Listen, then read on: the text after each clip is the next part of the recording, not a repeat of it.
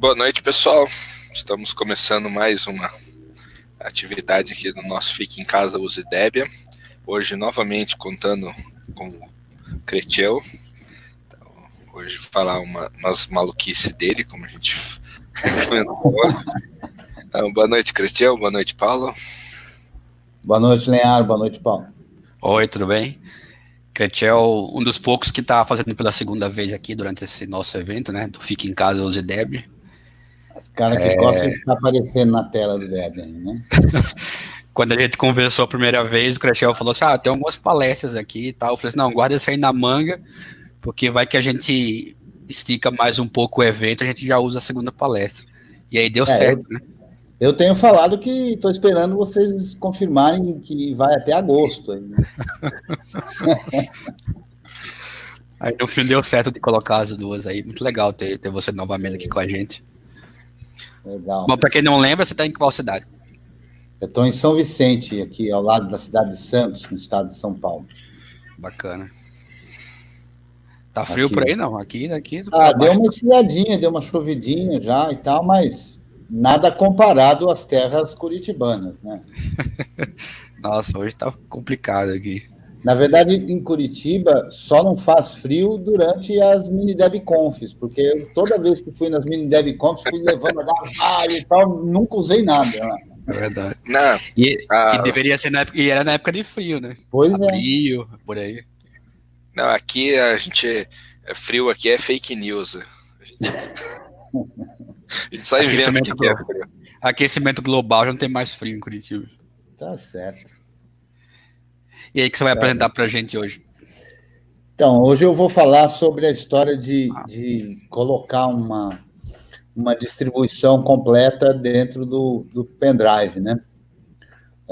Já aparece aí, que ótimo. Pronto, já coloquei aqui também. Mas você pegou uma imagem ou já é? Podemos começar. É a sua apresentação já. Então tá jóia. Então vamos lá. Daniel, mais noite. alguma coisa ou começamos também? Não, vamos tocar o pau aí. Se esquece aí, vai até as 2 da manhã, né?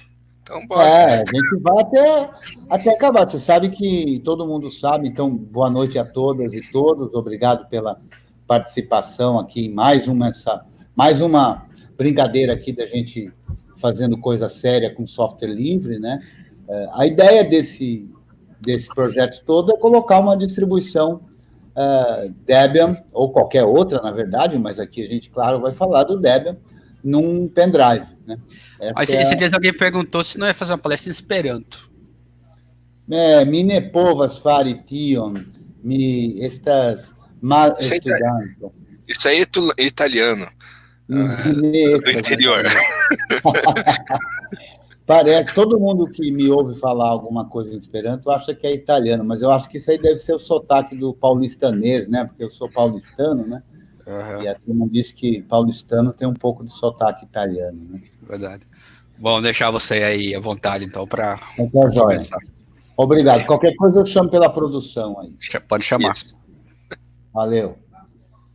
Então, vamos lá, gente. Para quem está chegando pela primeira vez aqui, que sabe que alguns já sabem que eu sou figurinha carimbada, que estou sempre aí em tudo que é canto, né? Não largo o pé do Debian e o Debian não larga do meu pé. Então, eu sou o Cretiel, esse é o meu nome escolhido por mim, e não o nome de registro, é o meu nome social, né? Eu sou engenheiro, trabalho com GNU Linux já há em torno de 20 anos, tenho uma certificação LPI e outras também que eu já não levo mais em consideração, especialmente UCP e UCI, que são do Ubuntu. Tem uma que me orgulha muito, que eu sou DM, né? Minha esposa fala se esse DM não quer dizer Debian Mental, mas para mim é Debian Maintainer, né? Então, a gente é um dos colaboradores do Debian, estou até em falta com o Debian, que, sob o ponto de vista de empacotamento, eu estou meio relaxado, não tenho contribuído muito. Tenho uma pós em auditoria de sistemas e segurança, sou um amante e defensor da ideia de um idioma universal e livre também. Na verdade, o Esperanto é o GNU dos idiomas, né? Sou um aficionado pelo Cubo Mágico e pelo Debian, né? Como usuário, como professor, como desenvolvedor, como todas as etapas aí do Debian. Eu tenho um alerta muito importante para fazer, que é o seguinte: tudo que a gente vai fazer aqui, e o que eu estou usando aqui também na minha máquina, são softwares livres. Então, tudo isso que a gente vai fazer vai ser usando software livre. Para não ficar dúvida para quem quer que seja que ainda tenha dúvida, software livre é qualquer software cuja licença garanta as 4 liberdades essenciais dos usuários. Quais são? A liberdade de poder usar para o que o usuário desejar, a liberdade de poder estudar, se o usuário quiser, e adaptar para as necessidades dele mesmo, caso ele queira fazer. A liberdade de distribuir cópias idênticas às que ele recebeu, para ele poder ajudar os amigos e o próximo, e a liberdade de redistribuir as modificações que ele venha a fazer, caso ele deseje distribuir. Qualquer software cuja licença respeite essas liberdades é um software livre. Bom, eu vou falar um pouquinho de história, né? Qual é a ideia de um live CD? Um live CD é a ideia de eu poder ter, na época, um CD-ROM, para os mais jovens aí, era um negócio redondo, parecido com o dessa imagem que a gente tem aí, que tinha um furo no meio, né? Então, um CD, que, àquela época, era uma forma de poder iniciar um sistema operacional numa máquina sem que nada fosse preciso ser instalado naquele computador. Hoje é muito natural a gente fazer isso, mas na época que isso surgiu, então surgiu uma distribuição chamada Knoppix, que foi uma distribuição derivada do Debian, feita por esse sujeito chamado Klaus Knopper, e lá pela época dos anos 2000, né? Então já faz bastante tempo isso. E o grande bacana dessa história, que era uma novidade absoluta, era justamente isso, poder rodar um sistema operacional completo sem precisar instalar nada na máquina. Então, a turma já usava isso tanto para experimentar uma distribuição GNU Linux, como para resolver problemas, até do famigerado da janela quebrada azul, né? Porque era um sistema completo que eu conseguia botar via CD. Ele era chamado de Live CD justamente por essas características, né? Então, o arquivo que o produzia era uma imagem num formato chamado ISO 9660. O que é ISO 9660? ISO 9660 é um sistema de arquivos, né, que surgiu em 1988.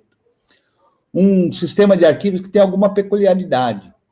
É um sistema de arquivos que é read-only, ou seja, não é um sistema de arquivos que tem uma estrutura para gravar arquivos, para recuperar arquivos, para apagar arquivos. É uma estrutura mais simplificada que apenas tem a possibilidade de recuperar arquivos. Então, quando a gente cria um sistema de arquivos ISO 9660, a gente define tudo o que a gente quer lá dentro.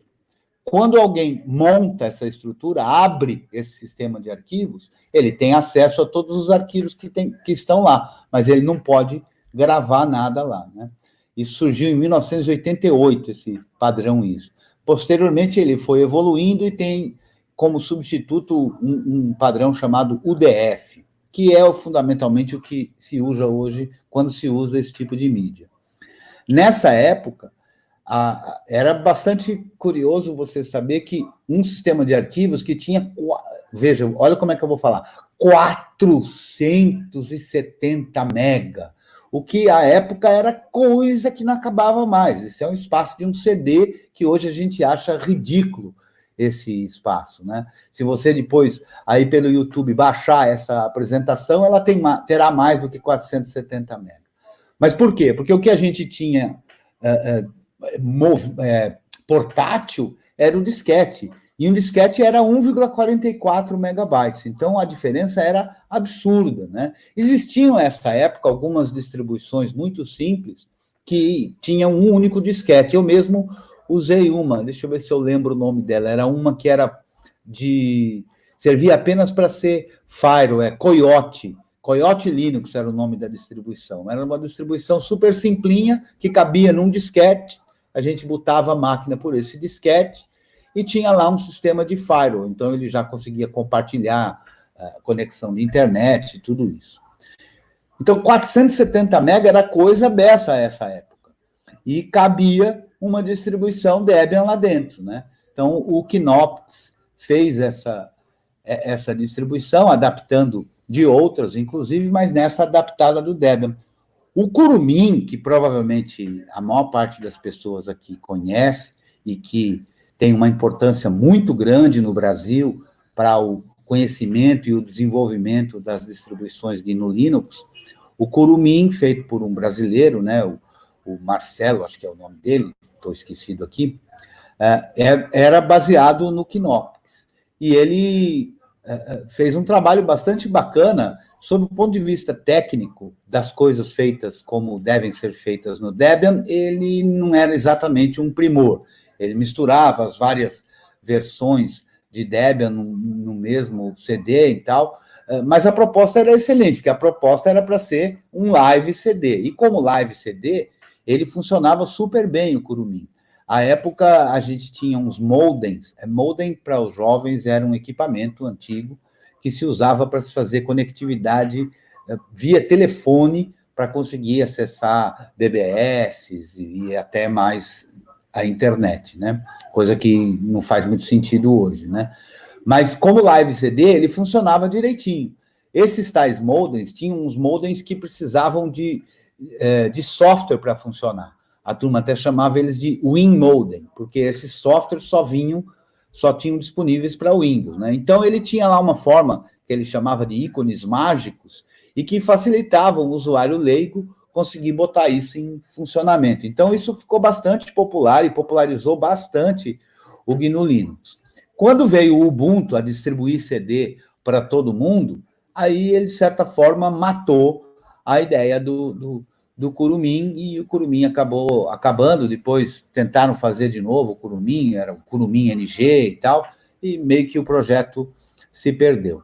Nos dias de hoje, a gente tem pendrive, né?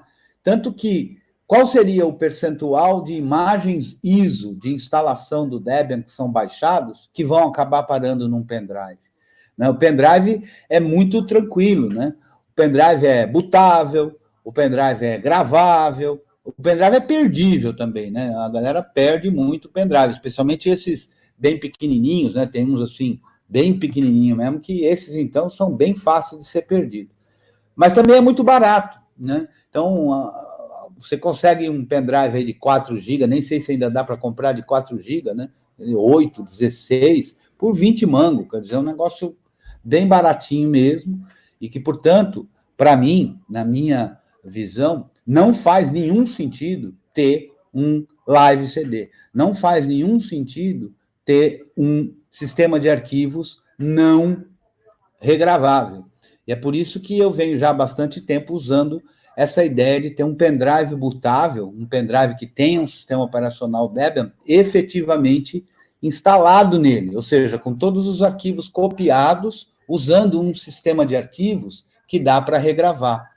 No passado, tinha muito folclore sobre a quantidade de vezes que dava para gravar num pendrive, se ia estragar o pendrive. Bom, eu não sei, eu não entendo perfeitamente do funcionamento disso, mas eu garanto que hoje, por experiência própria, a gente grava e desgrava pendrive a 3x4, né? Então, a gente consegue usar o pendrive, aqueles bem pequenininhos, inclusive, como se fosse um HD externo, né? E se a gente estiver falando de um pendrive numa máquina que tenha USB 3.0, eu diria que é bastante confortável usar um sistema com os arquivos todos via pendrive. Claro, não tem comparação em termos de velocidade se você tiver um HD de estado sólido, né, um SSD, na máquina, que vai ser uma performance bem melhor. Mas é usável, tranquilo. Então, eu tenho, por exemplo, na minha maletinha de ferramentas, o meu pendrive com a minha distribuição, instalada do meu jeito, com os meus aplicativos, que eu acho bacana de ter, com as ferramentas que eu acho legal de ter, e eu já usei muitas vezes.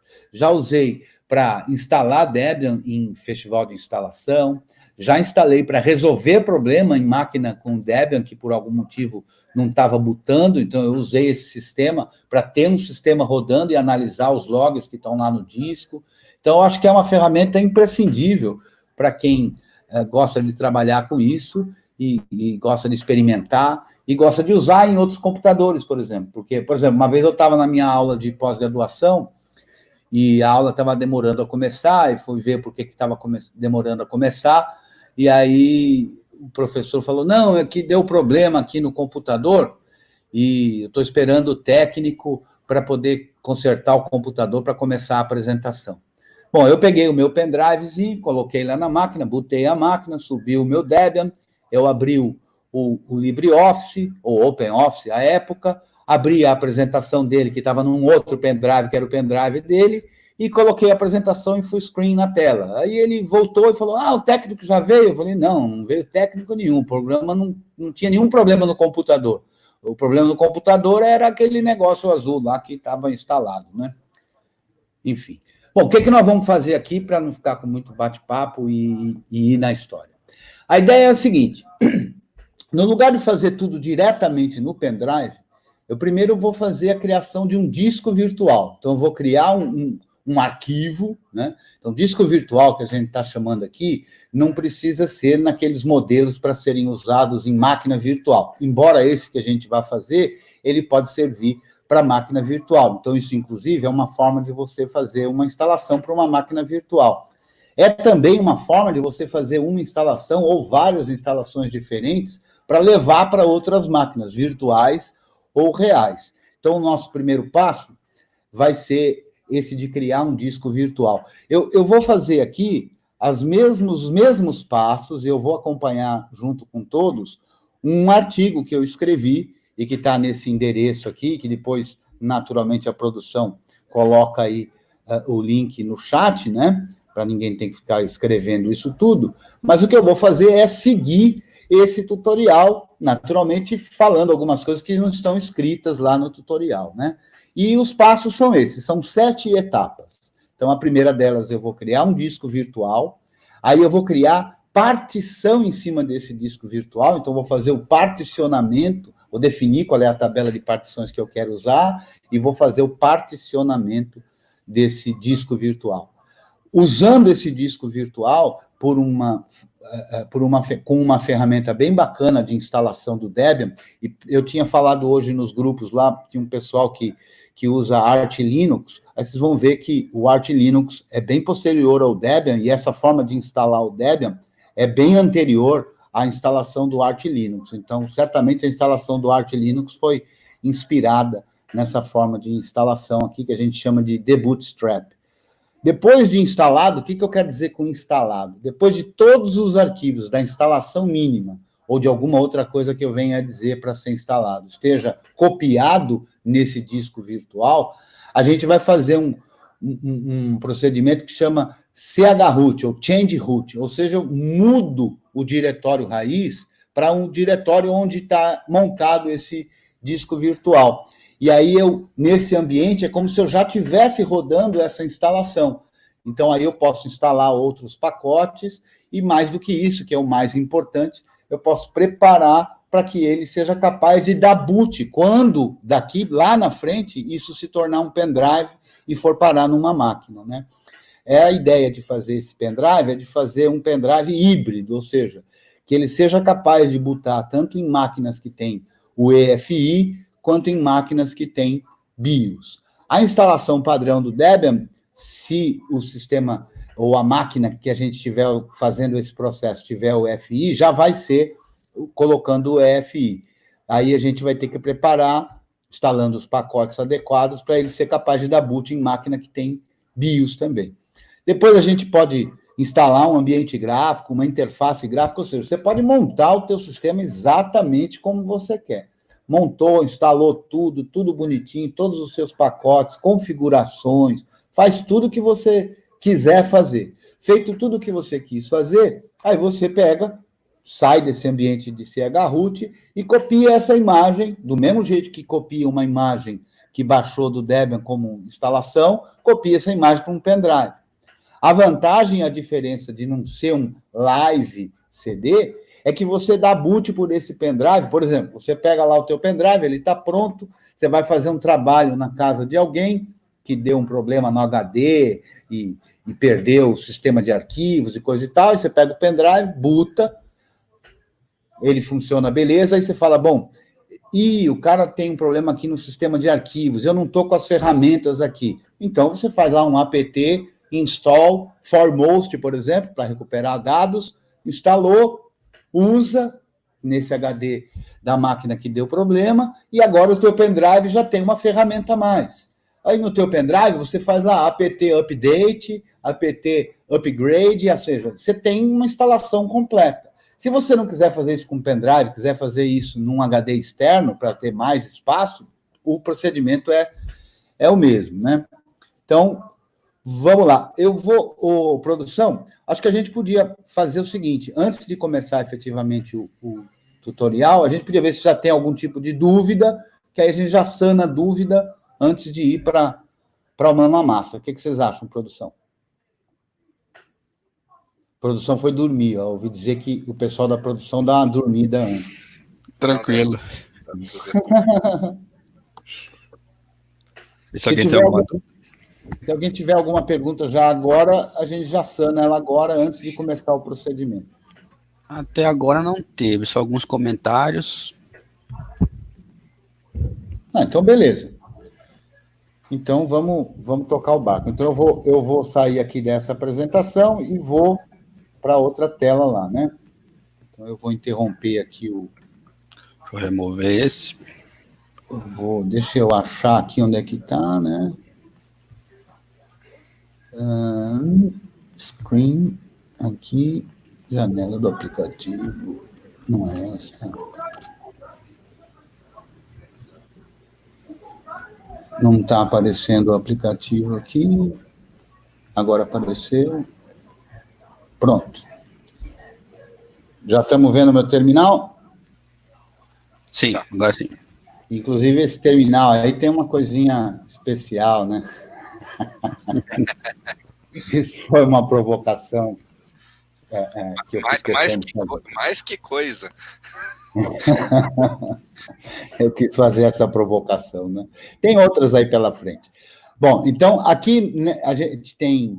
Eu estou usando aqui o Mate terminal, porque com o i3, que é o ambiente que eu estou usando, não deu muito certo esse negócio de compartilhar a tela. Então, eu abri o Mate aqui. Aqui é um Mate terminal, e está rodando o Tmux, né? E o Tmux tem aqui algumas janelinhas abertas aqui, né? E eu vou trabalhar com duas delas aqui. Essa aqui de cima, eu tenho justamente o MD, né? O arquivo Markdown, que é o artigo que eu escrevi, que é o tutorial.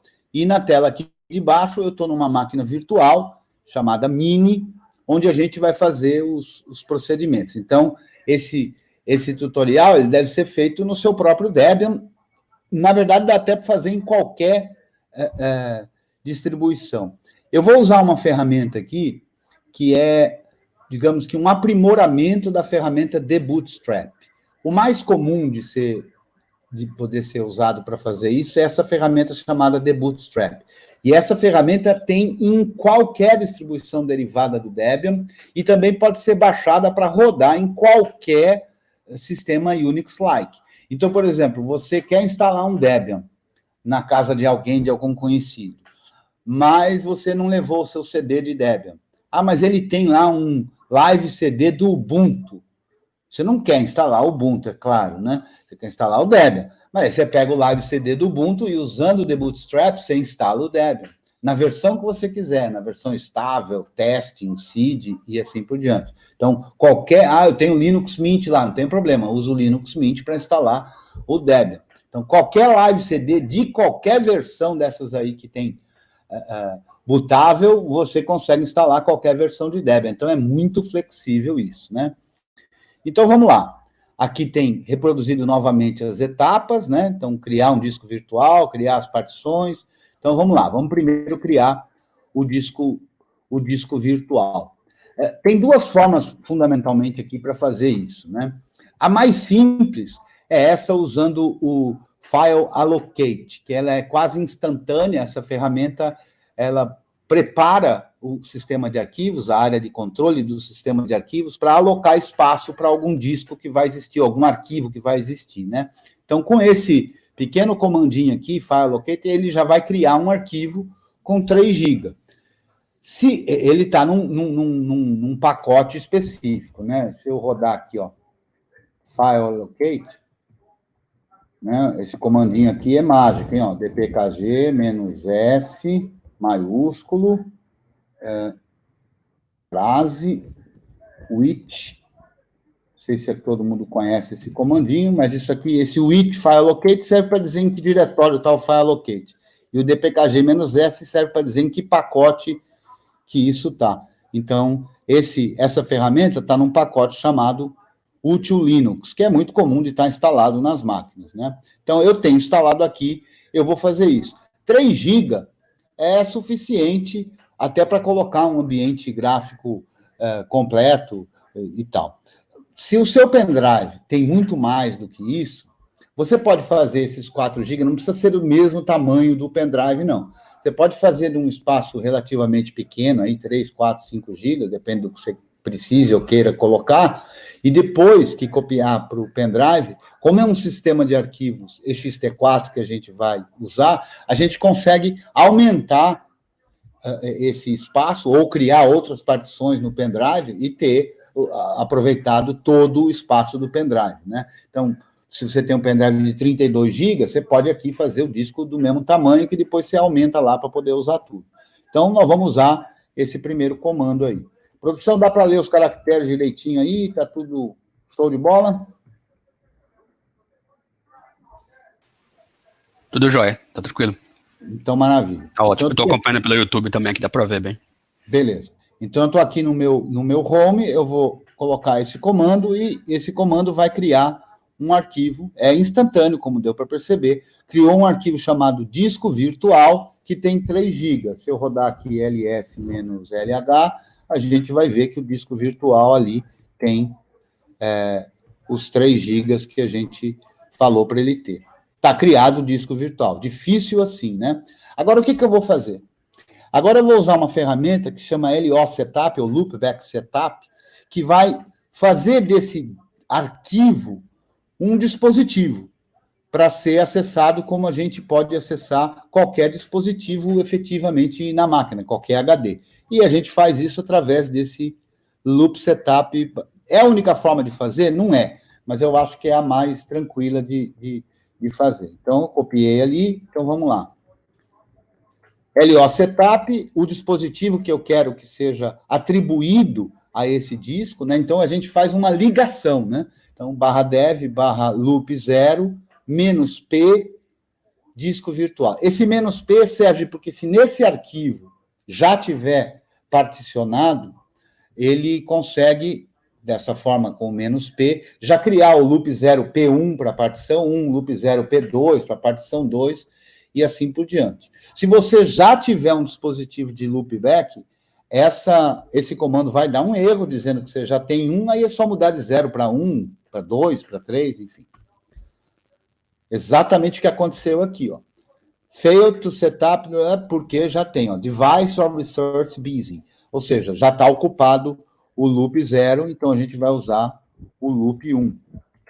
E tá aí, feito o loop 1. Foi para a linha seguinte. O que aconteceu aqui, ó? Se eu fizer um ls-l no /dev e der um loop, qualquer coisa aqui, a gente vai ver que a gente já tem o loop 1 ali, né? Bonitinho. Então, eu já consigo trabalhar nesse cara como se ele fosse um disco mesmo, como se ele fosse o /dev SDA, como se ele fosse o /dev SDB, e, na verdade, ele é um dispositivo de loopback, né? Ele é só uma ligação para esse arquivo.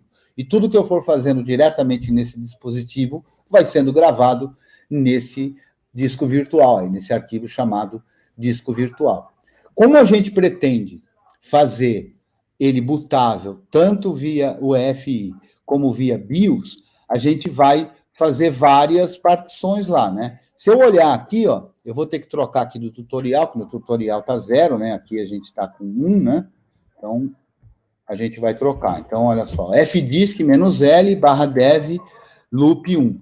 Ele me mostra aqui que é um disco de 3 GB e que não tem nenhuma partição aí. Então, a gente vai fazer como faz particionamento em qualquer disco, né? Então, a gente vai usar o fdisk para isso. Então, vamos usar o fdisk /dev /loop 1 para criar o sistema de particionamento. Como a gente, então, eu dizia, como a gente quer botar tanto via UEFI como via BIOS, a gente vai criar aí um sistema de particionamentos GPT. E a gente faz isso apenas digitando a letra G. Digitou G, criou um novo não uma partição, mas um particionamento do tipo GPT. Inclusive, a gente já vê aqui qual é o UID, ou GUID, desse particionamento GPT. Então, está criado o sistema de particionamento. No FDisk, a gente sempre tem a possibilidade, não sei se o pessoal está habituado a usar FDisk, talvez não. Então, a gente tem uma teclinha que é M, comandinho que é M, que mostra um menu, né? Deixa eu mudar aqui um pouquinho a posição da tela para ver o menu inteiro. Olha lá. Esse é o menu do FDisk, né?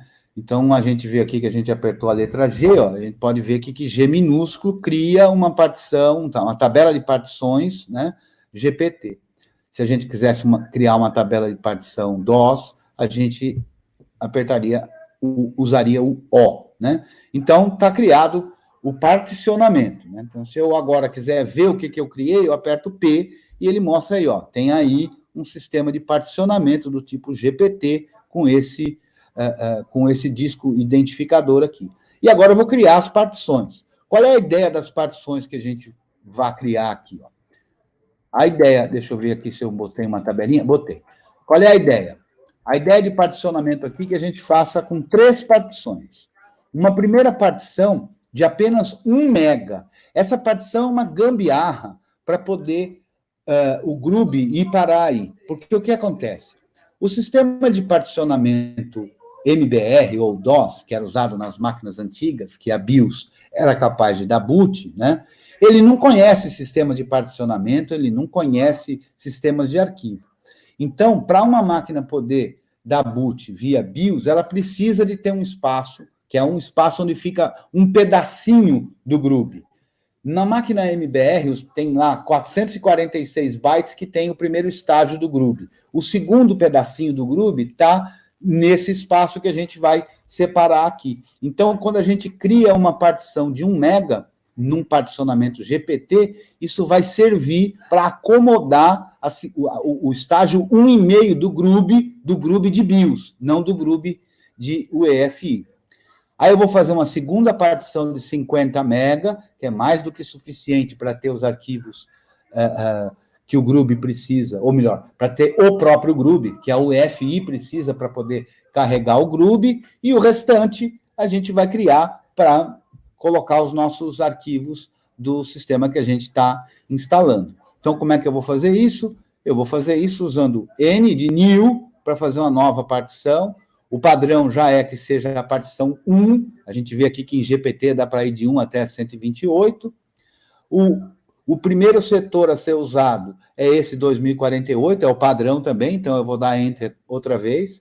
Aí ele me pergunta aqui, qual é o último setor ou quanto espaço eu quero. Então eu vou usar aqui mais um M maiúsculo para ser 1 mega a mais. Então com isso eu vou fazer uma partição de 1 mega.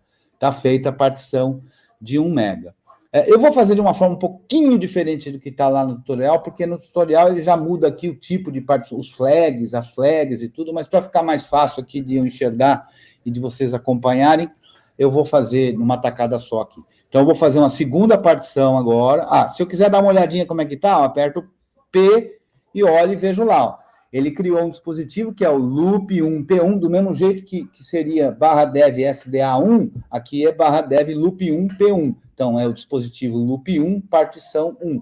E tem 1 mega de tamanho. Então, eu vou criar uma nova, de novo N. Ele me diz se eu quero A2, eu digo que é A2, apertando Enter.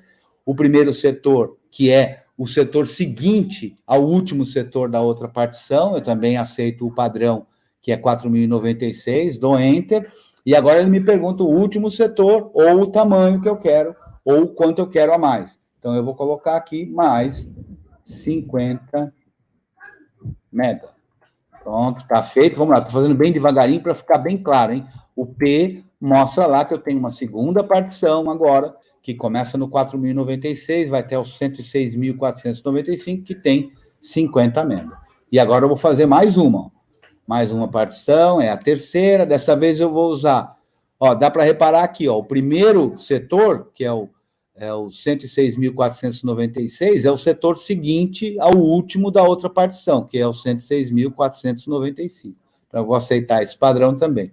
Aí, aqui agora, como é a última partição, porque o disco tem 3 GB, o padrão aqui é usar o último setor do disco já. Então, usar todo o espaço disponível. E é o que eu vou fazer apertando o Enter aqui. Então, vamos olhar de novo, ó. Estou já aqui com as 3 partições já bonitinhas, divididinho do jeito que eu quero. Lá no tutorial, eu uso já, quando faço o particionamento, eu já uso o tipo, né? Então, eu vou fazer o tipo agora. Eu vou usar a opção T, que vai definir tipo. E eu vou usar isso da partição 1, e eu já sei, porque estou olhando lá no tutorial, o tipo é o tipo 4, que é BIOS Boot. Então, na hora que eu ponho o tipo 4, se eu olhar agora com o P, eu vejo lá que ele é um BIOS Boot. Então, é para o MBR saber que isso pode ser, é daí que ele vai buscar um sistema de arquivos, né?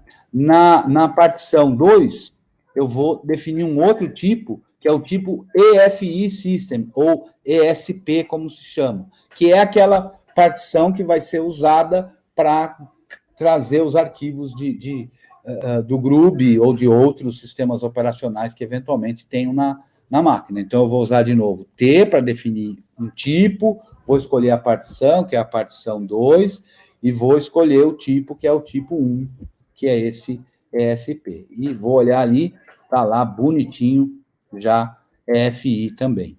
Tem mais um detalhinho aqui, que é definir esse A. Esse A é um flag para saber que ele é um Legacy BIOS Bootable, né? Na partição 1. Então, eu vou usar esse parâmetro A, maiúsculo. Não é A, é X. X, deixa eu mostrar isso aqui que não ficou claro. Ó. A gente tem o M aqui de menu. E no menu tem aqui uma opção que é X, que é uma opção de extra funcionalidade, ou seja, é só para malandrão, ó, é só para os espertos aqui, hein? Ou espertas, né? Então, a gente vai apertar o X.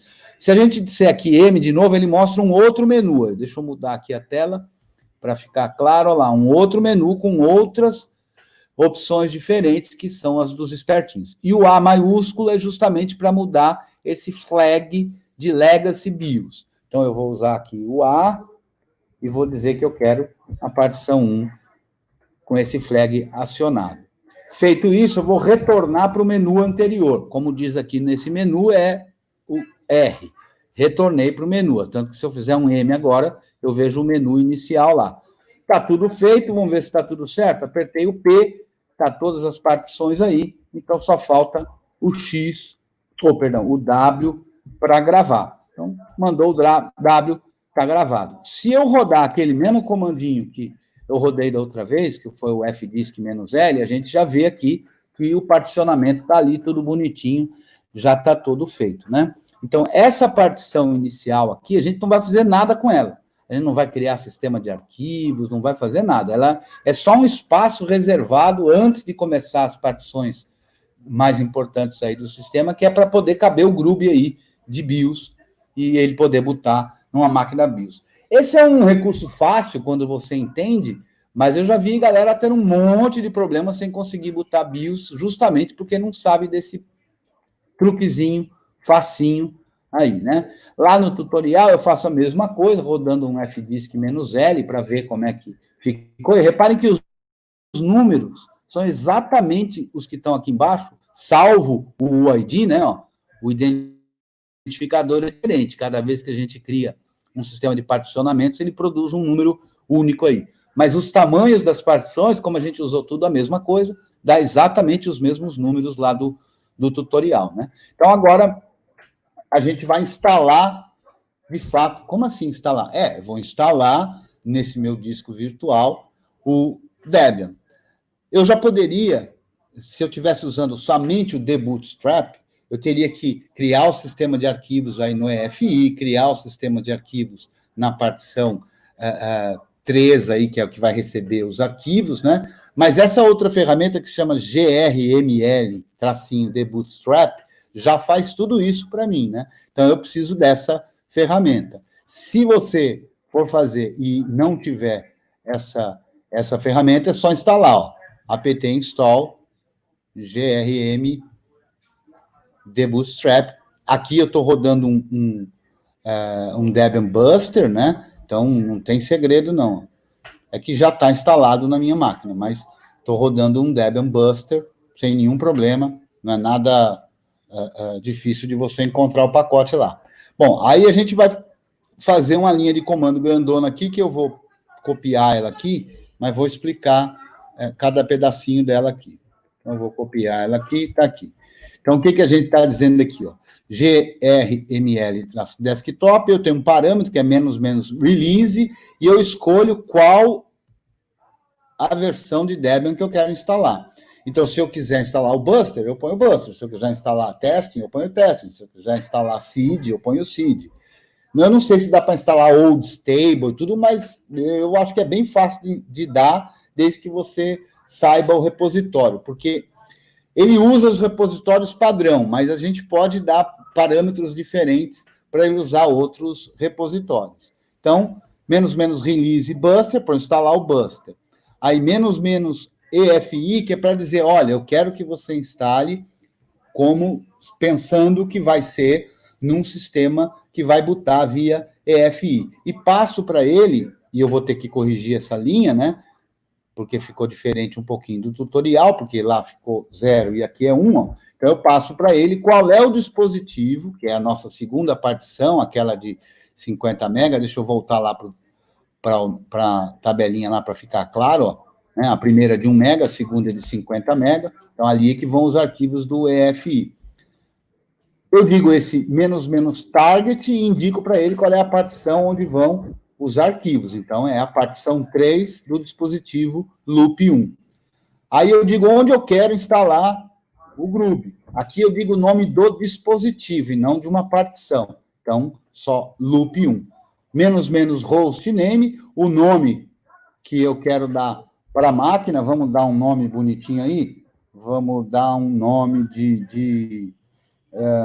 fique em casa. Fique, vai. Pronto.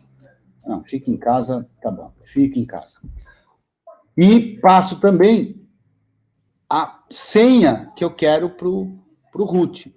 Por quê? Porque o sistema todo vai ser instalado completinho, né? E já vai vir com uma senha de root, para a gente depois fazer outros procedimentos, como criar usuário e essas coisas todas. Então, vamos recapitular. grml é o nome de Bootstrap, é o nome da ferramenta. Com release, eu escolho qual a versão de Debian que eu quero instalar. Com -efi, eu indico qual é a partição que vai receber o EFI. Com -target, eu indico qual é a partição que vai receber todo o sistema. Com --groovy, eu digo onde é que qual é o nome do dispositivo onde vai ter o Groovy. Com --hostname, eu digo o nome do host que eu quero. Com --password, eu digo a senha que eu quero para o root. E vamos dar Enter. Não se esqueçam que até agora foi brincadeira, né? A partir de agora, a coisa é de verdade, e a gente tem sempre a bruxa da demonstração, né? Então, com o grml de Bootstrap, vem uma tela aqui de confirmação. Então, a gente deve conferir, né? Target, tá lá a terceira partição, o Groovy vai ser instalado nesse dispositivo, a instalação da UFI é nessa partição, o release é esse aqui, o nome do hostname é esse, ó. Como eu não passei o nome do repositório, do Mirror, né? Ele usou o que ele considerou aqui padrão, que é esse deb.debian.org.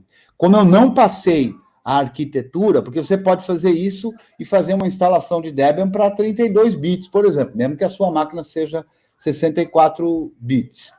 Então, tá lá a MD64 e arquivo de configuração. Eu não mexi nesse cara para deixar a coisa, eu achei melhor fazer o tutorial sem mexer nesse cara, porque eu achei que ficava mais simples. Se você precisar fazer isso toda vez, é interessante você editar esse arquivo etc de Bootstrap, porque você já consegue colocar lá um monte de outras coisas, como, por exemplo, dizer um monte de pacotes que você quer que seja instalado, né? Então, se tiver tudo certo, aqui nesse caso o yes não é o padrão, né? O padrão é no, e eu boto lá um yes e dou um enter. Eu vou até aumentar aqui a coisa do terminal para a gente ver mais etapas aqui, né?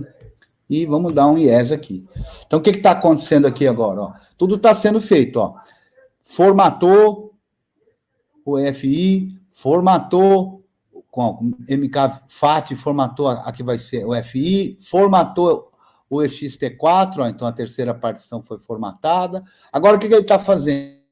Ele está baixando o que, e está rodando o The Bootstrap, inclusive, ele montou esse disco virtual num diretório chamado /mnt, The Bootstrap 1750, e começa a fazer a instalação, primeiro baixando, né? Ó, vê que ele rodou The Bootstrap -art, quase o mesmo comando que eu rodei. Então, o GRML, ele é uma automatização do The Bootstrap, mas ele, no fim, usa o The Bootstrap. Então, o que está acontecendo aqui? Para quem já viu, para quem está no desenvolvimento, na maratona de desenvolvimento, criar uma jaula, né? É a mesma coisa, né? Porque, na verdade, isso não deixa de ser uma jaula. Na verdade, o sistema que você usa aí, que eu uso aqui, é uma jaula.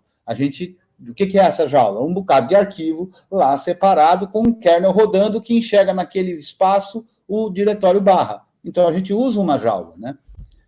Se você viu a aula do curso que fala do modelo mental, em que eu explico lá o init-rd, você vai ver que é justamente isso. O init-rd, ele usa o nosso barra como uma jaula, né? Então, a gente boota um kernel, o kernel monta um disco virtual e depois ele enjaula o que a gente usa no dia a dia. Então, ó, já baixou, não é muito que tem que baixar, né? Se você, quando fez uma instalação padrão de Debian, deu lá um Ctrl+Alt F4 para ver o que estava acontecendo na instalação, você vai ver que o que está acontecendo na instalação é isso aqui, é a mesma coisa, tá? Então, por debaixo dos panos, o instalador do Debian faz o mesmo procedimento. Já já baixou, já extraiu, agora está descompactando, né? Posso aproveitar e fazer uma pergunta? Pô, manda. Tem uma do Daniel perguntando por que você usou os FDisk ao invés do CHDisk. Se é porque você confia mais no FDisk. Então, vamos. Quem foi que perguntou? Daniel Maciel. Então, Daniel, é assim. Eu uso o FDisk desde que era um outro FDisk, porque embora hoje chame FDisk, é outro programa, né? O FDisk lá das antigas nem rola mais, porque ele não era capaz, inclusive, de fazer GPT. Não tenho nenhuma razão a não ser o fato de que eu uso, sei usar e continuo usando. Eu acho que não tem nenhum problema usar CFDisk, não conheço se tem algum problema usar CFDisk. Então, é só porque eu uso o que eu conheço, né? Não avaliei se um é melhor ou pior do que o outro, né? Tem mais um aqui. Manda aí. Deixa eu achar. Era sobre copiar firmware não livre no pendrive. Bom, a instalação é uma instalação como outra qualquer. Então, se depois de instalado, a gente vai fazer o processo de chroot, né? Então, se você precisa dessas bugigangas, dessas tranqueiras aí, que às vezes, enfim, não tem jeito, não é? Até certo ponto não é sua culpa precisar disso, né? De certa forma, se for a sua máquina, é um pouquinho de culpa sua que você podia ter olhado antes para não precisar. Mas... Aqui achei do Juca. É sobre firmware livre no pendrive live. Deixa eu copiar aqui a pergunta em si. Tenho a impressão de que o Debian usa firmware não livre durante a instalação via pendrive, mas depois o sistema instalado pode ficar 100% livre. No caso de instalação em boot do USB, como é que fica? Não tem nada não livre, por isso que eu dei aquele alerta no começo. Aqui, tudo que eu estou fazendo está usando exclusivamente softwares livres. Não tem nenhum firmware não livre. Esse processo inicial de instalação, tal qual o processo do instalador, não baixa nenhum kernel que tenha blob, segundo a própria Free Software Foundation, né? O kernel que o Debian distribui não tem partes não livres, segundo a própria Free Software Foundation. Então, a gente está baixando aqui um Debian básico do main, só tem main aqui, ó. Então, só tem os repositórios que o Debian considera que é o Debian, né? Que só tem software livre. Eu pensei que a pergunta fosse no sentido da necessidade que alguém pode ter de usar um firmware não livre, né? Então, não é diferente do processo de instalação convencional. Essa etapa toda não vai instalar nenhum software não livre. Os repositórios que vão ser configurados são os repositórios oficiais do Debian, apenas a seção main, então nada não livre. Agora, se a pessoa eventualmente precisar, num caso desse, por exemplo, o que acontece? Como é um pendrive de ferramenta, né, às vezes você chega numa outra rede que você não tem controle, numa outra máquina que você não tem controle. Então, talvez aí, se a pessoa quiser usar para esse tipo de finalidade, pode ser que ela opte por colocar software não livre. Eu, como entusiasta do software livre, e como tem alguém como o Juca aí assistindo, não puxar minha orelha depois, eu não recomendo, né? Eu só digo que se a pessoa quiser, ela escolhe, né? Então, olha só, ele já fez o processo de instalação básica, de cópia dos arquivos da instalação básica, e agora ele está fazendo um pouco mais do que, eu vou subir a tela aqui, um pouco mais do que faz o The Bootstrap, né? Então, essa etapa que terminou era o The Bootstrap. Ele aqui já está aí, você pode ver aqui os repositórios, ó, Security, Debian Buster, tudo com o main apenas, né? Ele já está fazendo instalação de outros pacotes. Então, esse grml, ele já faz instalação de outros pacotes. Dentre eles, por exemplo, o kernel. Tem firmware, sim, ó, mas ó, firmware livre, né? E ó, a gente vê aqui, ó, vamos acompanhar aqui, onde está? Onde está? Aqui. Olha só, baixando o kernel, né, já para a arquitetura correspondente, que o The Bootstrap não faz nada disso, você tem que fazer na mão, né? E instalando uma porção de ferramentas, que são ferramentas, é um pouco mais do que o sistema básico, né? Mas são ferramentas, ou eu já mexi no arquivo de configuração, não sei não, acho que eu já mexi no arquivo de configuração, que está instalando coisa do Gnome aqui, ó. Já está instalando muito mais do que eu pensei que ele ia instalar, ó. Xserver. Então, daqui a pouco a gente olha o arquivo de configuração. Eu ia fazer isso na mão, mas já está fazendo tudo aqui. Então, eu devo ter mexido, não lembro disso, eu devo ter mexido no arquivo de configuração e ele já está instalando um monte de coisa. Então, já está fazendo a instalação completa, né? Então, quando a turma fala lá de instalação, eu vi a apresentação sobre a criação de live CD, de instalação automatizada, né? Como é o nome dele, produção? Do XP, esqueci o nome dele. Ou velho, que não lembra o nome de ninguém. O Blau? Do Blau, exatamente.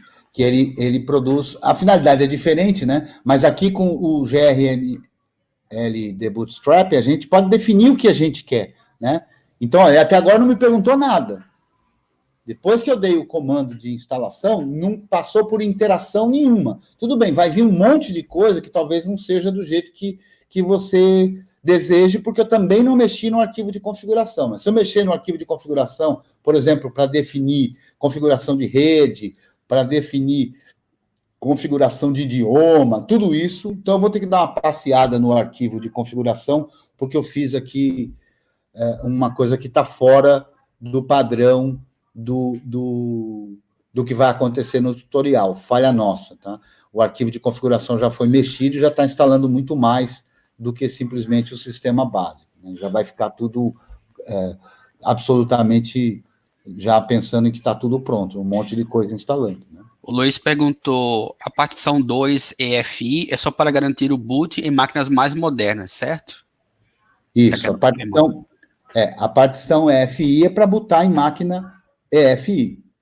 É que a ideia do pendrive é ele servir para você botar tanto numa... Então, por exemplo, como é uma ferramenta de trabalho, né, no lugar de... Não é para você usar na sua máquina só, não é essa a ideia. A ideia desse pendrive é você andar com ele para todo canto, aí como uma sua ferramenta nerd, e você poder usar onde quer que você esteja. Então, você está na casa de alguém, olha, deu um problema aqui no computador. Aí você vai mostrar para ela que o problema não é no computador, e sim no sistema operacional porcaria que ela tem lá. Aí você pega o seu pendrive e coloca lá. Ora, a máquina lá pode ser das mais modernas, inclusive com Secure Boot, você boota. Pode ser das máquinas um pouco mais antigas, que é via BIOS, você boota também. Essa é a ideia do propósito. Se você quer fazer isso para bootar numa máquina específica, que não tem o EFI, aí na linha de comando lá do GRMN, você não vai usar nós usamos um parâmetro que foi menos EFI e dissemos qual é a partição que a gente ia usar para EFI. Se você pretende botar esse pendrive apenas em máquinas antigas, você não precisa fazer isso, não precisaria ter esse trabalho. Até não teria um trabalho posterior, porque o padrão da instalação do Debian é só ser um, ou é o FI ou é BIOS, né? A minha proposta aqui é ser os dois. Então, o padrão que eu disse para o Debian é para ser o FI, e depois eu vou fazer a preparação para ele botar via BIOS também. Se você pretende botar apenas via BIOS, você já na linha de comando já diz para ele fazer BIOS e toca o barco. Eu vou aproveitar que está demorando ali, e eu vou olhar aqui, ó, vou sair aqui desse arquivinho para olhar o arquivo de configuração, né? Então, que está em /etc, gr, nem sei onde é que está o arquivo de configuração, /etc, debootstrap, acho que é esse aqui, ó.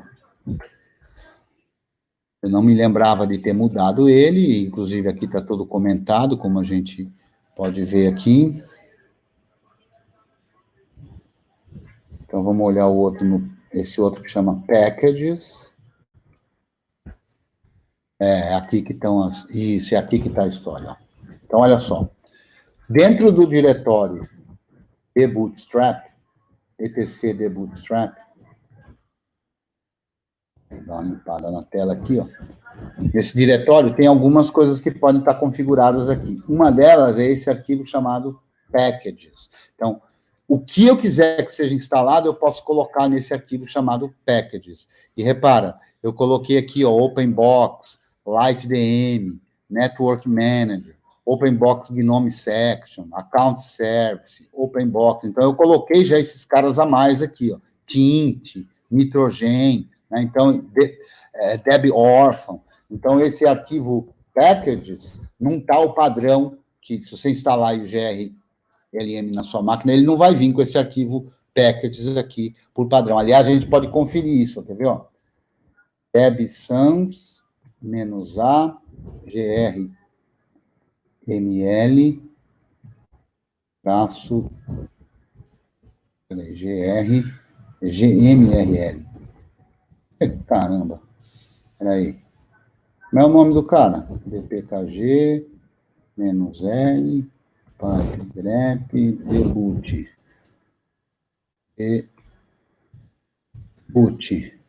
grml. Então, debsans -a grml debootstrap. Olha só. Falhou esse cara aqui. O que significa isso? Essa ferramenta debsans é uma ferramenta bem bacana, eu recomendo que você que usa Debian instale. O que ela faz? Todo o pacote, ou quase todo o pacote Debian, ele está num arquivo deb. E nesse arquivo deb, ele tem o MD5, ele tem o hash MD5 de cada arquivo que fez parte do pacote.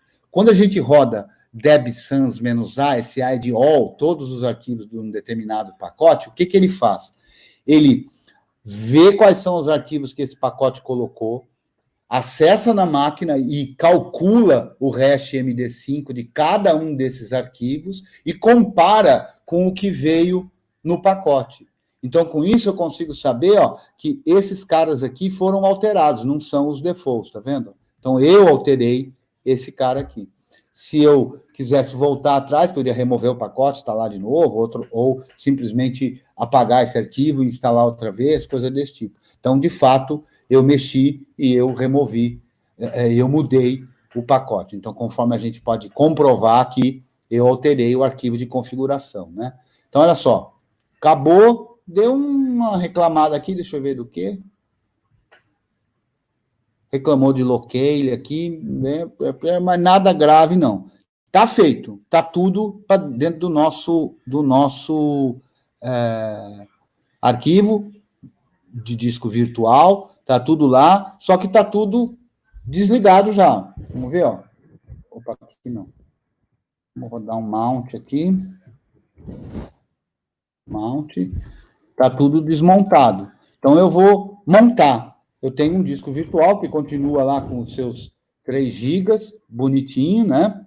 E eu vou montar. Ele está na estrutura do loop, né? Estão lembrados? Ó, fdisk -l /dev /loop 1, né?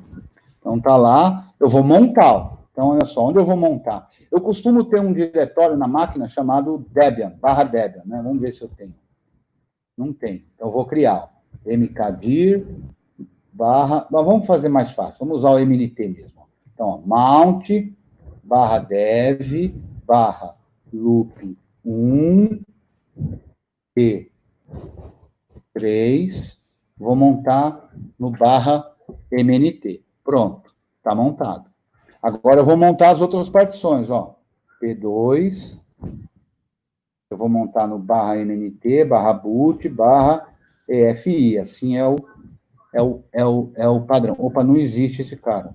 Então, vamos criar ele lá. Devia existir, mas não sei por que não existiu, não. Coisas da demonstração. Vamos ver se montou direitinho primeiro.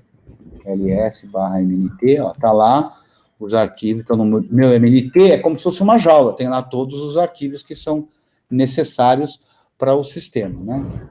Eu botei no lugar certo? Botei.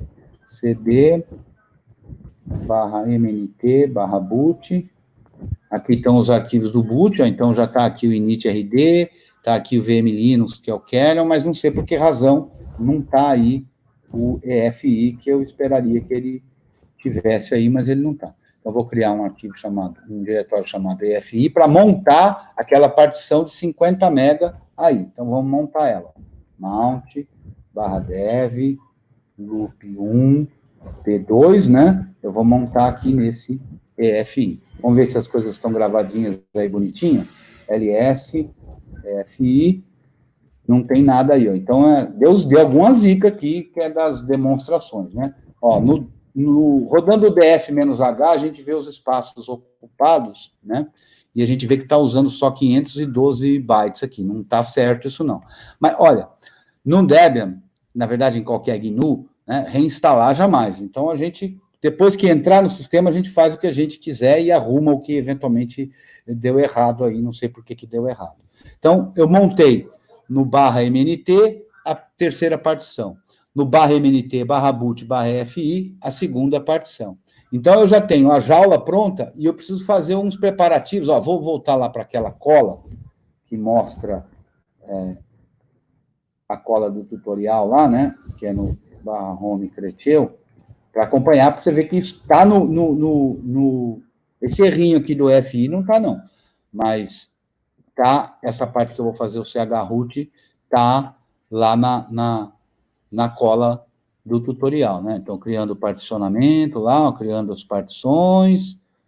Vocês vejam que lá no tutorial eu fiz usando o arquivo padrão, né? Então, eu copiei a mesma telinha aqui, ó, onde é loop 0 aqui foi loop 1, né? O processo foi bem mais rapidinho, ó. Não fez tudo aquilo, né? Instalou bem menos coisa, né?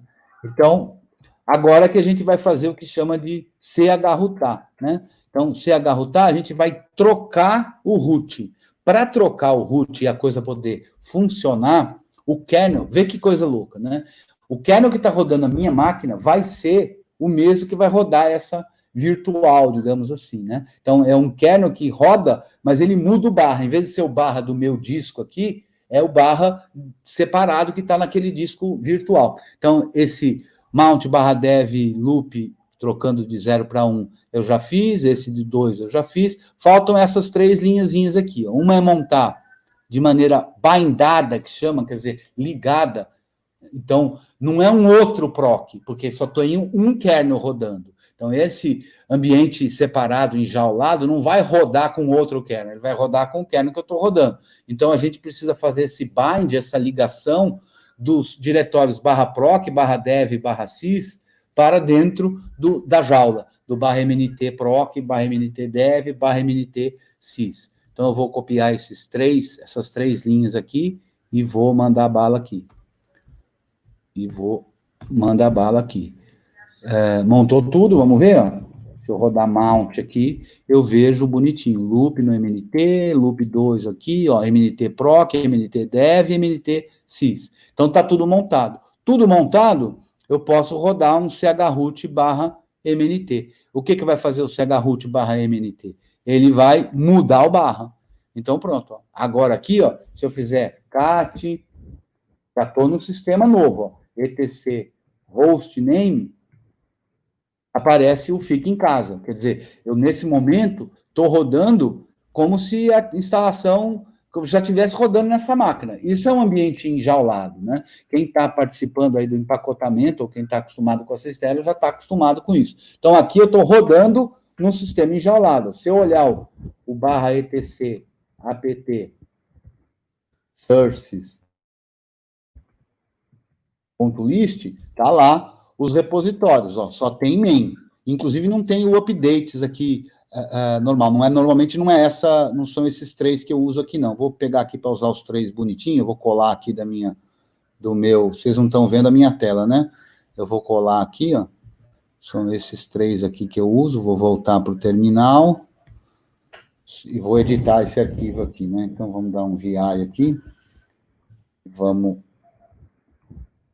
copiar aqui. Opa, peraí que temos aqui pronto. Esse é o que vale. Então, esses três, os três que eu uso, né? Que é o do Buster, com o main, do Buster Updates e do Security, né? Tá lá. Então, apt update, bonitinho. Tem até coisa para atualizar, ó.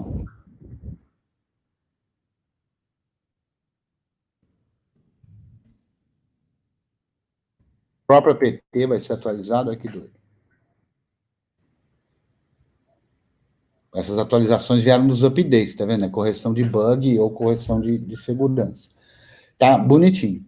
Eu não tenho nada, deveria ter, ó, no /boot EFI, eu devia ter aqui o Groove, essas coisas. Vou dar um find aqui, ó. Find /boot EFI, ó. Não tem nada lá. Vamos ver se ele instalou os pacotes do Groove. dpkg-l, pipe-grep, Groove. Não instalou, só instalou o Groove como. Alguma zica aí que não sei por que aconteceu. Então, nós vamos instalar. Como é que a gente vai fazer isso? apt install... antes de... Você vê que eu tenho mania de completar aqui, não está completando, né? Porque eu gosto de instalar um cara que é... Vamos ver se já está instalado aqui, ou só não está rodado o arquivo de configuração. Install bash completion. Já está instalado. Então, não rodei desse cara, que é esse etc/bash completion. Pronto, agora o bash completion está valendo. Então, agora eu consigo, com o autocompletar do bash não se limita a nome de arquivos, mas a parâmetros dentro dos programas. Então, a APTI, ó, ele já completa o install. Então, se eu quiser colocar aqui, ó, GRU de Groove, apertei Tab uma vez, ele não sabe ainda, porque tem mais de uma opção, apertei Groove de novo, ele me mostra tudo que tem como GRU para instalar. Então, para a gente instalar o Groove de EFI, é esse Groove -EFI -AMD64. Então, esse cara é efetivamente o que vai instalar os recursos do Groove no lugar certo, porque já estou com a partição montada bonitinho, né, que já era para ter sido feito na instalação, por alguma bobagem qualquer aqui, não foi. E, ó, repare, inclusive, que ele instala já por padrão, isso no Debian, o Shin assinado, né, Shin Signed. Esse Shin é um pré-bootloader, né, que foi assinado pela Microsoft, então ele dá boot nas máquinas que tem boot security habilitado. Então, estou instalando aqui o Groove. A instalação do Groove, a gente vai verificar isso, mas essa instalação já copiou lá os arquivos para onde a gente queria, ó. Vamos ver. Não copiou ainda. instalou, mas não copiou ainda, então quem vai copiar é esse cara aqui, ó, grub install, /dev, aqui eu tenho que ver o nome do dispositivo, mas eu acho que é o mesmo. É o mesmo, loop 1. Então, agora ele vai. Instalando para a plataforma x8664. Vamos ver agora se o LS copiou os arquivos lá. Copiou, ela fez o diretório EFI, né? Vamos fazer find ao invés de... E tá lá, ó. Então, agora está dentro da partição EFI bonitinho, como já devia estar no começo, mas não estava, por efeito de demonstração, né? Então, está lá o grub e está lá o shin, né? Então, se você viu lá a aula de modelo mental, você sabe que a BIOS UFI lê lá nos arquivos de configuração de onde ela deve carregar, carrega, se tiver Secure Boot, esse arquivo está assinado, então passa, esse arquivo é o pré-bootloader que carrega o grub, e aí carregado o grub lê o arquivo de configuração e boota tudo que for sistema e o teu sistema e por aí afora. Então, está instalado para grub. Vamos fazer, continuando lá o tutorial, porque a ideia é você fazer aí, né? E para você fazer, você vai seguir o tutorial. Eu espero que no tutorial não vai acontecer exatamente como aconteceu aqui, porque eu mudei um arquivo de configuração e vacilei aqui, né? Mas não tem problema, você aí não vai vacilar. Então, a primeira coisa que eu falo é justamente ajustar o locales para ficar no idioma que você quer o teu sistema. Então, dpkg reconfigure locales, faz isso, ó. Curiosamente, não sei porquê também, está nessa interface que normalmente é Ncurses e aqui não está na Ncurses, mas não tem problema, a gente vai escolher aqui o PT, BR, o TF8, que é o 377, né? Então, vamos lá, 377. Opa, aqui não deu tempo de... Ah, essa que eu quero. Não sei porque não apareceu aqui.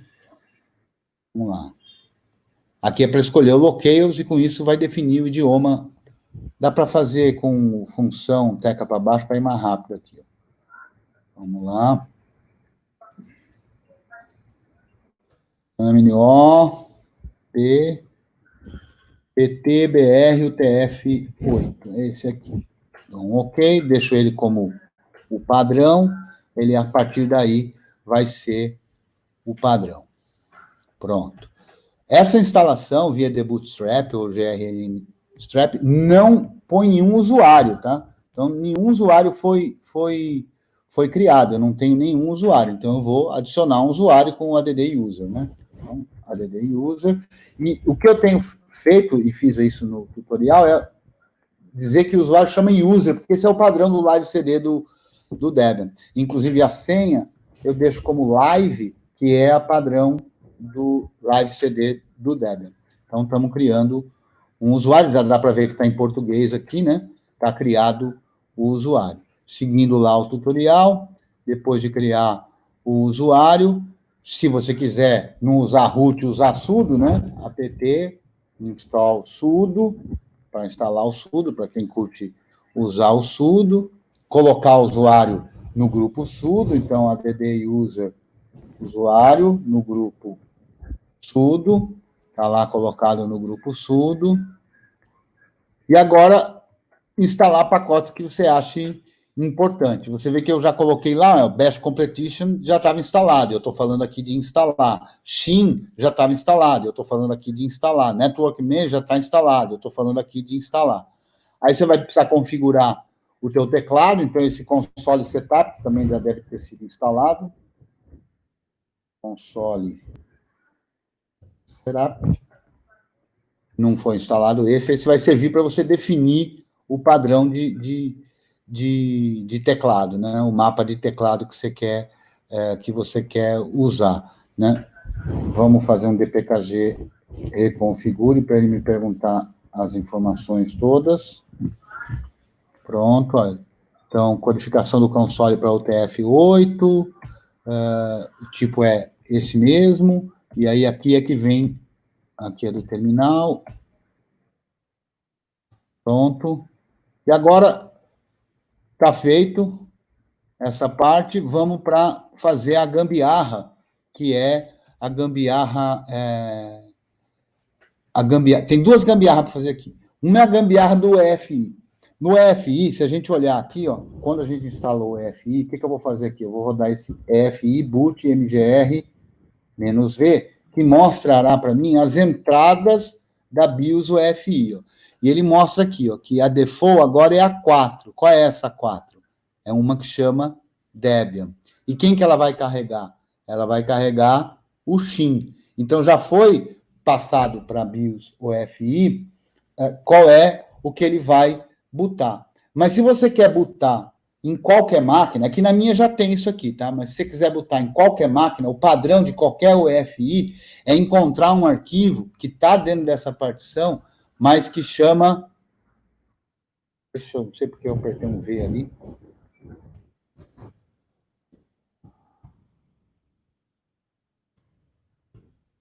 Deixa eu aumentar aqui para a gente ver a nossa cola. Mas é um arquivo que chama boot. Então, qualquer máquina que tenha UEFI, se você não colocou na entrada da UEFI, ele vai procurar por uma padrão. E essa padrão, a gambiarra é essa, porque quando você instala o sistema, ele não faz isso, né? A gambiarra é essa, não sei porque isso está dessa cor, a gambiarra é você colocar aqui, ó, tá vendo? Colocar no diretório /boot EFI um diretório chamado boot, e copiar nesse diretório chamado boot o grub ou o shin, o que você preferir, com o nome em letras maiúsculas, boot, blá. Então, eu vou criar esse diretório, para que isso? Para isso botar qualquer máquina, né? Qualquer máquina que você nunca tenha mexido. Então, tá lá, vou copiar o grub mesmo. Se você copiar o grub, só o grub mesmo, isso não vai botar com security boot. Para você botar com security boot, você tem que botar o shin. Agora que vem a malandragem, que é, embora eu tenha instalado o FI, eu também posso instalar o boot para ser em máquina BIOS. Então, eu vou rodar isso aqui, ó. Deixa eu dar a explicação do que é isso aqui, que vamos ter que mudar, né? Olha lá, grouping, deixa eu limpar a tela aqui, deixa eu melhorar aqui a visualização para a galera não me xingar, né? Então, vamos lá, ó. A linha que a gente vai rodar é essa aqui, Groovy Install, só que agora, ó, Target i386PC, que é como chama o boot de BIOS, recheck e o nome do dispositivo, que no nosso caso aqui é /dev loop 1. Ó, deu erro. Por que deu erro? Porque não está instalado, não sei por que não instalou o Groovy, então nós vamos instalar o Groovy de BIOS, ó. O Groovy de BIOS, a gente vai instalar só o binário, porque senão um vai querer remover o outro, tá? É esse aqui, Groovy, cadê ele? Groovy PC Bin, esse cara, ó, Groovy PC Bin. Pronto, instalou, e agora a gente pode rodar esse cara. Rodou esse cara, ele então fez o que aí? Ele escreveu na MBR dessa partição, que a GPT não leva em consideração, o primeiro estágio do bootloader. E naquele espaço que tinha uma partição lá de 1 mega, ele escreveu o restante do Groovy. Então, está preparado para botar em qualquer máquina, né? Aí, agora, eu falo aqui no tutorial para rodar para recriar, né, o Groovy CFG. Eu faço uma malandragem aqui, que assim, para ele não ficar achando tudo que é sistema operacional, que tenha na máquina que você esteja fazendo esse trabalho, então eu dou um chmod "-x nesse script do Groovy, que é justamente o que procura por outros sistemas operacionais. Só por enquanto, né, para poder rodar aqui um update Groovy. E ele mostra aqui bonitinho que achou o VM Linux, o init-rd, então com isso ele já fez o arquivo, que a gente pode ver aqui, ó, é esse arquivo aqui, ó, /boot, /groovy, groovy.cfg, esse arquivo que ele acabou de fazer aqui, ó, né, colocando as informações para o boot. Esse arquivo, ele vai ser lido tanto quando o boot é via UEFI, como quando o boot é via BIOS. Então, vamos lá, tá pronto. Agora eu já rodei o update Groovy, né, já achou os kernel todo que tinha, né, e agora aqui eu dizia para instalar o ambiente de desktop, né, mas como eu mexi no arquivo lá, já foi instalado, a gente não precisa fazer isso. Vamos dar um df-h aqui para a gente ver o espaço que isso ocupou. Usou 1,8 GB, né? Porque eu instalei OpenBox aqui, essas coisas, né? Tá tudo bonitinho. Agora eu vou sair do ambiente de chroot, porque o que eu tinha para fazer aí já está feito. Dei um Ctrl D, saí do ambiente chroot. Eu não mostrei, mas se a gente olhar aqui, ó, vamos fazer aqui, ó, cat/mnt, etc, o fstab, né, a tabela de partições, ela não foi feita, né, porque eu prefiro fazer com outro cara, para já usar o UID, não dá problema, que é um cara que chama genfstab, que está no pacote Arch, inclusive porque esse é um script que veio lá do Arch Linux, Arch Install Scripts. É um script que cria o fstab já de um jeito todo bonitinho. Então, eu vou rodar aqui, na minha máquina mesmo, ó, gen fstab, e digo para ele qual é o barra. É o barra MNT. Ele vai mandar só na tela, tá? E aí ele mandou aqui pelos nomes, tá vendo? Das partições, ó. Loop 1P2, Loop 1P3, né? Que é o nome das partições, onde ele vai montar o barra, onde ele vai montar o EFI, né? Bonitinho. E aqui, como essa máquina tem swap, ele já fala também de usar o swap, que é o da minha máquina, que inclusive é criptografado, a gente não vai fazer isso. O genfstab, se a gente passa o parâmetro "-u", ele mostra com os UUIDs, né? Então, ao invés de mostrar loop e isso, loop, que é a forma mais adequada. Ele só mostra na tela. Então, eu vou redirecionar para /mnt, etc, fstab. Então, ele já botou lá dentro do arquivo bonitinho o fstab. Como tem o swap aqui, eu vou tirar o swap, porque no teu pendrive não vai ter o swap. Então, a gente edita aqui, tirando apenas, ou comentando, como preferir, tirando. Vou até só comentar, porque assim você sabe, depois, se quiser botar swap, como é que você faz. Está lá gravado o fstab. Então, gravado o fstab, eu falo lá no tutorial para usar o Arch Install Script, se não tiver, instalar, né? Mostrei o fstab lá no tutorial também, que está igual o que a gente fez aqui. E agora a gente desmonta a parafernália toda, né? Ele ainda está montado, eu vou sair desse diretório aqui e vou desmontar a parafernália toda. Então, eu desmontei todo o espaço que estava chrootado lá, não tem mais nada montado, né? Então, agora, o que acontece? O meu disco virtual já está desmontado, não tem nada usando, eu posso até usar lá para não deixar nada pendurado, é LO setup -d /dev loop 1, que ele desfaz aquela ligação, né?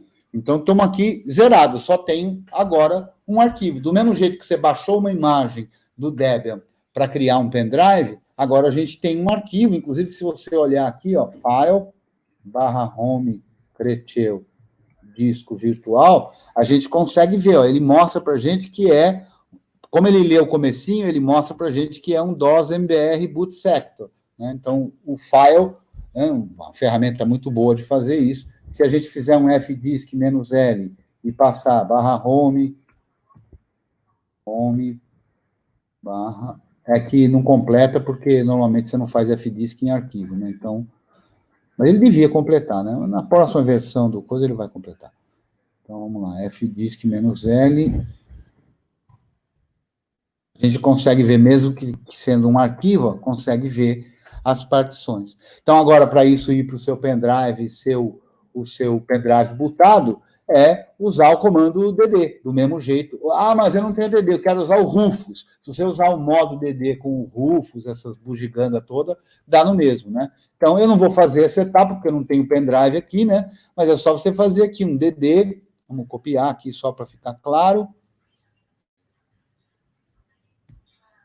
Aí vai. dd indica o caminho, né? Que eu não estou no diretório home aqui, seria /home, /creteu, disco virtual, me indica o dispositivo, que é onde tiver o pendrive, dá um tamanho de bloco, de quanto em quanto ele vai copiar, aí vai vir algum colega perguntando, mas por que você usou 16 mega? Porque eu gosto de 16, não tem nenhuma razão especial, não. Esse oflag sync, ele faz com que o DD já sincronize, então ele grava e sincroniza, grava e sincroniza, grava e sincroniza, para não ficar coisa pendurada para sincronizar, e você tira o pendrive e faltou coisa para gravar. E o status igual a progress, que é para mostrar o que está acontecendo. Então, essa etapa grava esse disco virtual num pendrive de boa. E aí o processo acaba, né? Então, a gente pode até, na medida em que tiver pergunta aqui, enquanto eu vou fazer, eu posso até fazer um teste aqui, que seria botar isso numa máquina virtual aqui, né? Mas eu posso correr o risco de passar vergonha, já que não funciona, né? Então, essa é a ideia. Copiou lá bonitinho, está tudo pronto, né? E podemos brincar de pendrive pronto, com um Debian bonitinho, instalado, botando para UEFI, botando para BIOS, e com as ferramentas que você quiser dentro dele, né? Então, eu estou aqui, tá em tutorial, eu estou aqui de boa para responder aí as dúvidas da galera.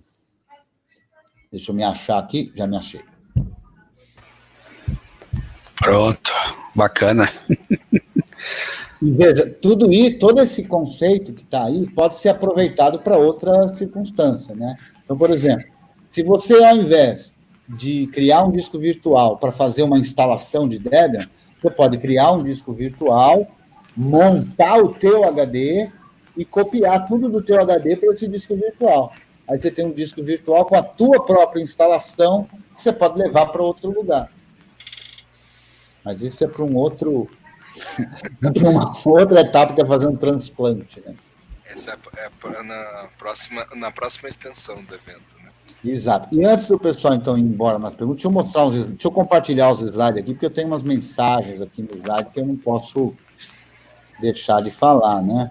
Falar em mensagem, eu recebi um pedido especial aqui durante a palestra. Um selo especial para você. Fazer um selo especial para tua palestra, hein? Ah, é? Eu já mostro daqui a pouco. Tá legal, já vejo aí, então. Então, olha lá. É para fazer a propaganda do curso de GNU Linux com o Debian, né, que a gente está disponibilizando lá no YouTube, né? Então, já temos lá 10 aulas, né? Está no youtube.com/creteu2001. Se você for preguiçoso, se você ler aí o QR Code, ele já aponta para a lista que tem todas as aulas do curso, tá? E para o pessoal que tiver dúvida, seja nesse tutorial aí, quando alguém for fazer o tutorial, pode perguntar lá no nosso grupo no Telegram, que é o t.me/curso GNU, que a gente está lá à disposição para tirar as dúvidas. Então, agora aqui está o Juquinha, o Zequinha, não sei se todo mundo aqui lembra do Zequinha. Esse aqui é um Zequinha do Castelo Rá-Tim-Bum, né? O que perguntava muito, então chegou aqui na hora das perguntas. Então, você me acha nas mídias sociais por @creteu e nos grupos de Debian, que é o t.me/Debian Brasil e o t.me/Debian BR. Daqui a pouco eu vou botar também, não sei de cabeça, nas próximas eu vou colocar também da comunidade Debian. O que não falta é grupo de Debian, né? O Glauber perguntou se o sistema live que foi gravado no pendrive é persistente. Então, ele não é um sistema live, ele é um Debian instalado, né? Então, ele não tem essa ideia de ser persistente. O sistema de arquivos lá é ext4, então você grava o que você quiser lá. Então, quando você botar por ele e fizer apt install um pacote, instalou o pacote. Se você baixou um site, baixou um arquivo de um site, ele está lá, é um sistema de arquivos. A ideia da persistência tem a ver com o live CD. Por quê? Porque num live CD convencional, o CD não é regravável. Então, ele não tinha como fazer isso. Quando a galera põe pendrive, quando a galera põe live CD num pendrive, como o pendrive é gravável, dá para fazer uns macetes para conseguir que ele fique persistente. Do jeito que a gente está fazendo, não precisa fazer macete nenhum. Ele é igual ao HD externo, ele é igual ao HD interno da sua máquina. Não a velocidade, mas ele é um sistema instalado num dispositivo de armazenamento. Ele funciona igual ao Debian, não tem a ideia de conceito de persistência. Inclusive para o mal também, né? Porque num pendrive persistente ou num live CD, você não consegue apagar e estragar o teu sistema, né? Esse você consegue estragar se você apagar o que não deve.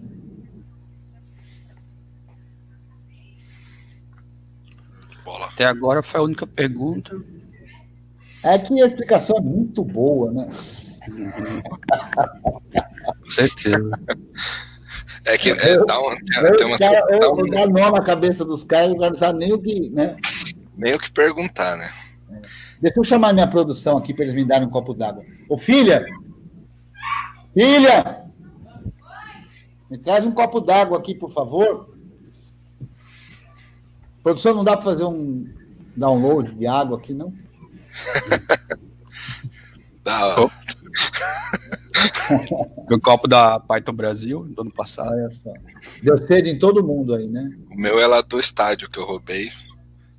Legal. Ó, Cretiel, Fala. você ganhou 2 selos na tua palestra. 2 selos, já imagina o que seja, né? Ó, um é da Virgínia, do Windows, né? Não, do Heriberto, selo Heriberto. Do Heriberto. Selo Heriberto. Então o negócio é sério. O que é o editor reprovado? Eu não lembro. Como é que é?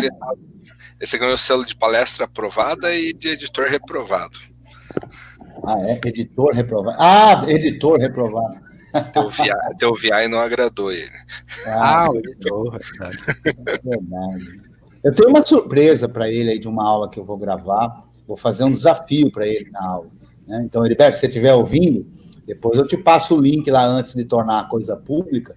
Se você aprovar o desafio, você me avisa que aí eu posto o vídeo no ar. Ele não viu, mas eu aceito por ele. Eu falo que ele vai aceitar. Você aceita por ele. O João perguntou: eu consigo fazer essa instalação do Groove mista, independente da máquina ser BIOS ou UEFI? Se você consegue fazer... Olha, se você estiver rodando uma máquina BIOS, não é? Você não vai conseguir gravar na BIOS, porque você, na UEFI, porque você não tem o EFI, né? E você não vai... assim, os arquivos você consegue copiar lá de boa. Então, não vai ter problema, você vai conseguir fazer. Mas quando você rodar o instalador do Groove, ele vai querer rodar EFI Boot Manager, né? E vai querer gravar na BIOS. Então, vai dar uma mensagem de erro. Eu nunca fiz assim. Mas eu não vejo problema, não. Porque, na verdade, instalar isso é simplesmente copiar os arquivos e colocar uma entrada na UEFI. Então, se você está rodando uma máquina que bootou BIOS, você não vai conseguir colocar essa entrada na UEFI, porque não tem. Então, vai dar uma mensagem de erro. Mas se você tiver copiado os arquivos para o lugar certo, quando você leva o pendrive para um lugar que tem o UEFI, ele vai bootar de boa. O Luciano perguntou: com a distribuição live no boot, a identificação de hardware é mais eficiente? Com a distribuição live no boot, a identificação... Acho que dá boot pelo live, né? Cara, por um live CD, o kernel mesmo. Não faz diferença. O kernel é exatamente o mesmo, os módulos que tem são exatamente o mesmo. Ao contrário, se você estiver pensando em firmware não livre, né, fazendo a instalação assim, é uma instalação completa. Então, se o cara, por exemplo, eu quero fazer um pendrive que funcione zilhão de placa de rede Wi-Fi, que eu possa vir a encontrar por aí, então o cara instala tudo que é firme. E aí esse pendrive dele vai funcionar com tudo que é placa de rede Wi-Fi. Né? Não. Falou, Robson. Pessoal, mais alguma pergunta?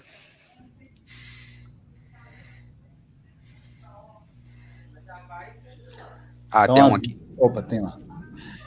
O Márcio perguntou se pode ser usada para dispositivos embarcados. Poder pode, mas um dispositivo embarcado normalmente tem uma quantidade... Opa, olha só quem está aí. Falou, Giovanni. O dispositivo embarcado normalmente tem espaço bastante reduzido, né? Essa forma de instalação via The Bootstrap, tem gente que faz isso. Você pode pegar, instala um sistema mínimo e... Falou, Juca? instala um sistema mínimo e vai, inclusive, tirando um monte de bugiganga para deixar o negócio bem reduzido, né? Eu não diria que é a forma mais adequada para um sistema embarcado, porque o Debian, por si só, não está preparado para um ambiente embarcado, né? Mas se for um ambiente embarcado, por exemplo, aqueles box TV ou esse tipo de coisa, que a quantidade de espaço não é tão reduzida assim, pode usar dessa forma, que vai ser bem legal também, bem fácil de fazer. O Luiz perguntou em HD externo. Então, essa pergunta do Luiz é legal, porque eu esqueci de falar disso. No tutorial, tem isso também, que é assim, você tem um HD externo. Se você já tiver o particionamento no HD externo, tudo bem, você usa o particionamento bonitinho que está lá, porque você pode fazer direto no HD externo. Quer dizer, você não precisa fazer um arquivo disco virtual para depois fazer no HD externo, né? Se você, ao invés de usar o disco virtual, você formatar ou criar o particionamento no HD externo, criar os sistemas de arquivos no HD externo, o processo de instalação do Debian e todo o resto vai funcionar igual já direto no HD externo. Se você criou o disco virtual e agora quer passar para um HD externo, ou o disco virtual que você criou tem 4 GB e o teu pendrive tem 16, tem também lá no tutorial, apontando, na verdade, para um outro tutorial, que é uma forma de fazer a expansão do particionamento para você ter o particionamento maior. Mas, assim, se você tem um dispositivo como um HD externo, porque qual é a ideia de fazer uma imagem? A ideia de fazer uma imagem é para você ter isso guardado, para você mandar para alguém, inclusive. Quer uma ferramenta legal aí do Debian usado? Pega esse arquivo aí de 3 GB e usa lá o Rufus do Windows que o cara usa para fazer o pendrive bootável, né? Se você vai fazer no teu próprio HD externo, para o uso do teu próprio HD externo, eu não faria o disco virtual, eu já faria direto nas partições do HD externo.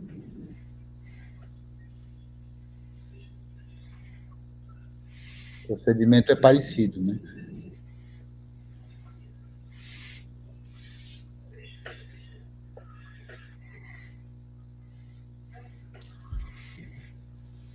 Começar a dar o início e encerramento, então, acho que não tem mais perguntas. Beleza.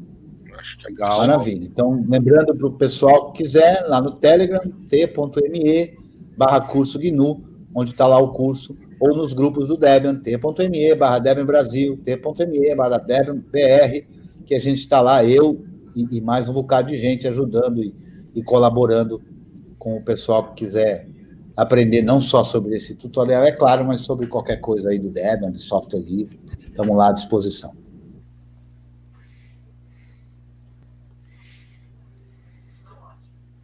Aqui o Saulo disse que... O Saulo falou que sempre acompanha o seu canal. Opa, que bom. Tá cheio de novidade no canal agora, né? Tá, agora todo dia tem palestra, aula nova. Tá pior que aula da escola. Pois é, eu tô aqui para não perder o ritmo, eu tô gravando pra caramba, né? Tô gravando a beça. Bom, se a gente vai encerrar, então, eu gostaria de agradecer a presença de todas e de todos, agradecer ao Paulo, agradecer ao Lenharo, agradecer ao Debian Brasil a oportunidade, dizer que sempre que for preciso, nesses termos de ajudar e de colaborar com o Debian, eu estou sempre à disposição. Muito obrigado. Nós que agradecemos a disponibilidade aí novamente. Foi um show de palestra. E amanhã a gente continua, então, com mais... Agora tá o selo aí, né? Então, só que ele tem o seu selo duplo. Olha só que beleza! A gente teve uma mudança na programação. A gente teve uma mudança na programação, né? Que a gente trocou, e a palestra amanhã vai ser CGNAT com NFTables, com Marcelo Goldin, que teve aqui semana passada. Então, a pedidos, ele vai retornar aí para fazer a palestra sobre esse tema. Que legal. Então, deve ser mudançazinha, é só olhar na programação lá nossa do evento que dá para tudo certo. O pessoal da produção aí sabe que eu sou arroz de festa nesse nesse evento aí. Eu acho que eu perdi uma ou talvez duas palestras no máximo, de todas as que tiveram, eu estava em todas, né? Com certeza amanhã eu vou estar lá também. Legal, obrigado. É um assunto que o pessoal pediu bastante no chat aquele dia, né? Então acho que vai ser bem interessante. Legal. É isso. Boa noite, pessoal. Amanhã Boa noite. Estamos de volta. Obrigado, Paulo. Obrigado, Lenharo.